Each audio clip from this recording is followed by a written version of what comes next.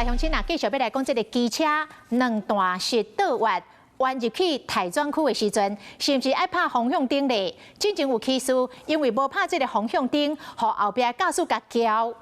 交通部讲，照规定，并无强制一定爱拍这个方向灯。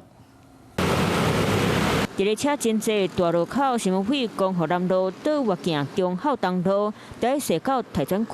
毋过看真济骑机车民众拍方向灯无几个，到底要去台专区，敢爱拍方向灯？方向灯不会，应该不会吧？因为待转区已经要执行了，干嘛还要打方向灯？还是会打一下。你没打的话，他追得很快的话，你就会觉得有点危险。进前民众因为进入台专区无拍方向灯，跳后壁驾驶妹，嘛去挂伫咧棒道顶引起论战。落尾交通部讲，根据道交规则，机车进入台专区时爱减速显示动啊灯，并无强制要求爱拍方向灯。待转区没有强制打方向灯，但现在我想要路边停车，我就得打方向灯，让后方的来车知道。假设我忘记这个动作，很可能就要吃上3600元的罚单。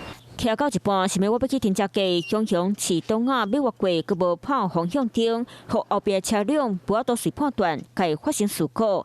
所以道交处罚条例已经明定，换车道转弯的时，拢会拍方向灯。若汽机车驾驶无照规定，会罚1200到3600。